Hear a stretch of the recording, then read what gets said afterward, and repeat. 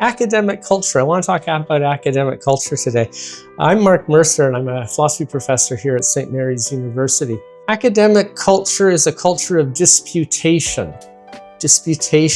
criticism. Academic culture is a culture of disputation as a result of two factors. On one hand, academics want to get things right, and through criticism, errors can be exposed. And once errors are exposed, with luck, they can be corrected. The second reason why an academic culture would be a culture of disputation is that given the importance we place on intellectual and moral autonomy, we're not going to manipulate others. And so our main way of communicating with them is through argument, through criticism and argument. Disputation, however, for most people, including most academics, at least early in their career, is unpleasant and troubling. Among the most shocking and hurtful things one person can do is to tell another that the other is mistaken.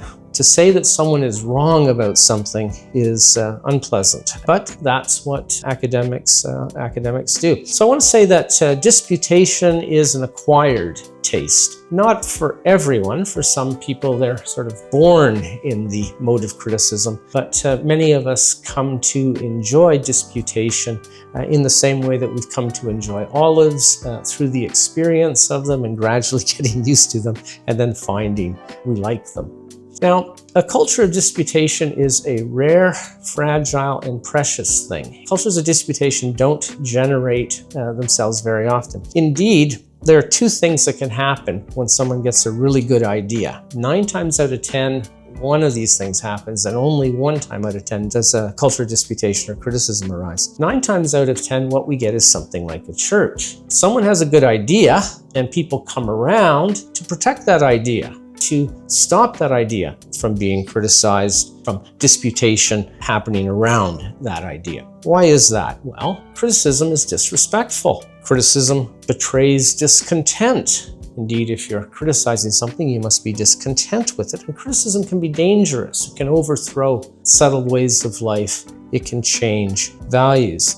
And this is why criticism has been tightly policed in most human cultures. So, typically, when someone gets a good idea, an idea that attracts others, they'll come around it and form an institution to protect it.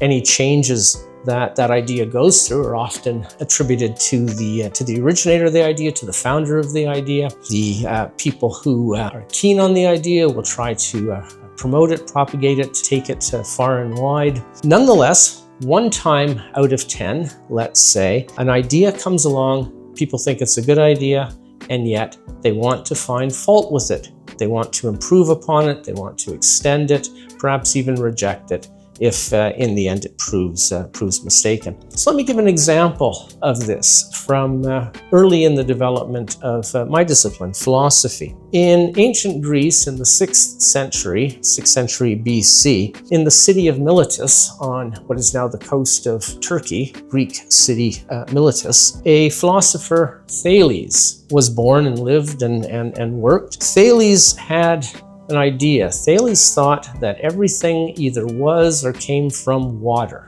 Water was the foundational element. Another Milesian, Anaximander, took up with Thales with this idea. But Anaximander thought, well, wait a second, it can't be the case that water is the basis of everything.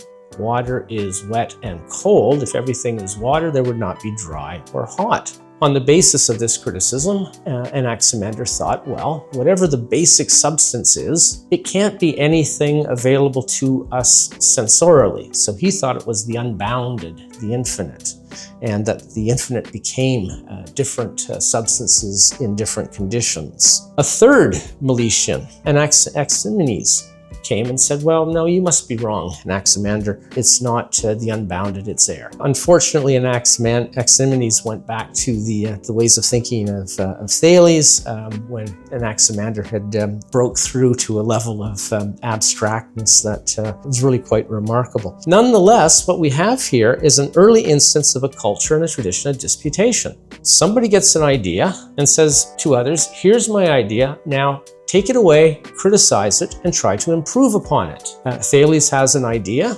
gives it to Anaximander, and Anaximander disputes with Thales about this idea, comes up with another idea, gives that idea to his friend Anaximenes. Anaximenes takes it away, criticizes it, comes up with a third idea. So cultures of disputation, though, have always been minority cultures, but a culture of disputation is integral to any academic university. We don't want to protect our ideas, we want to subject our ideas to criticism.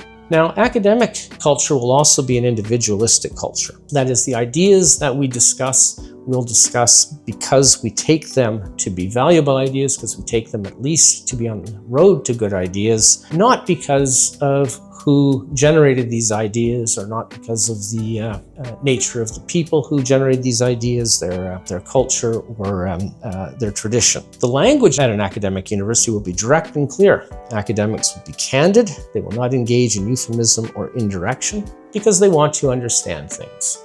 They want to get things right.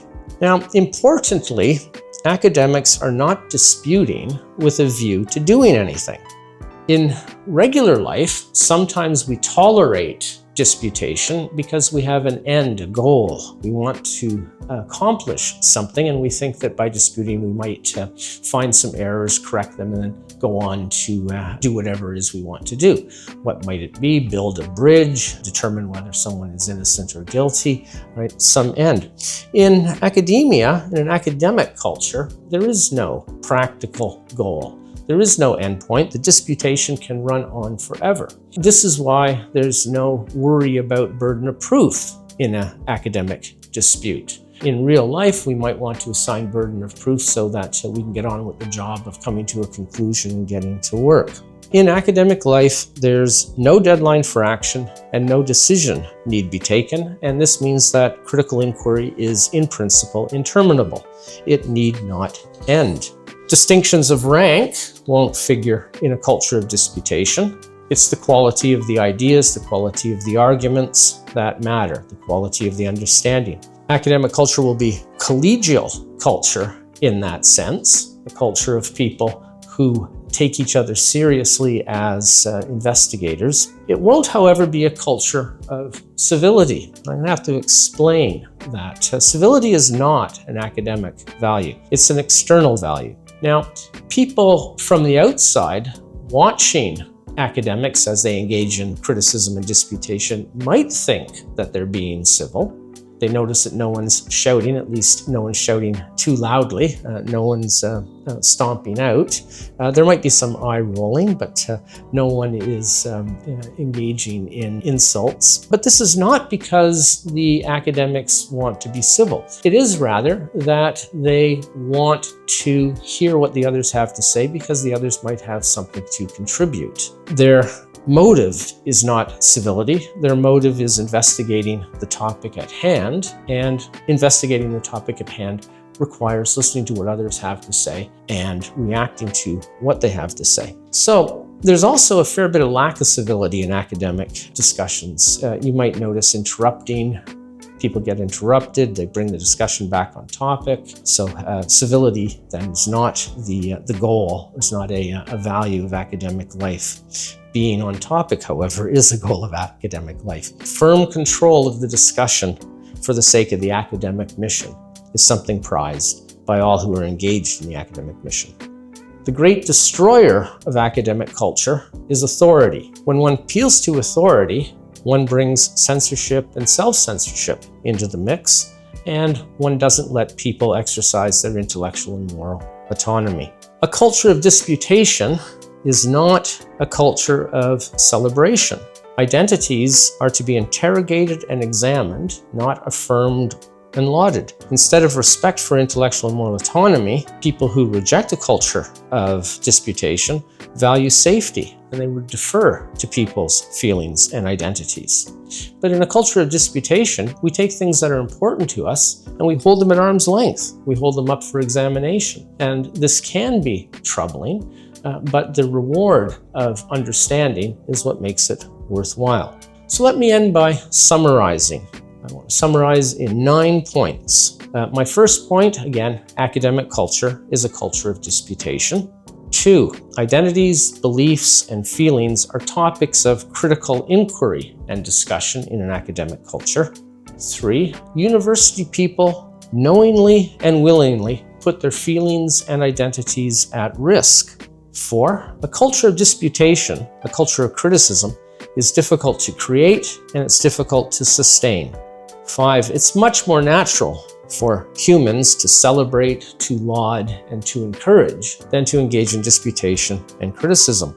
But 6, if people who value intellectual and moral autonomy are to come together to pursue study, their culture must be critical and disputatious. Point 7, to a naive observer, an outside observer, academic culture will wrongly appear to be a culture of civility. But 8, civility is not a value internal to the academic endeavor, and the appearance of civility is appearance only. And my final point, point 9, seeking a ruling from a university authority introduces fear and self-censorship into an academic community and can destroy the culture.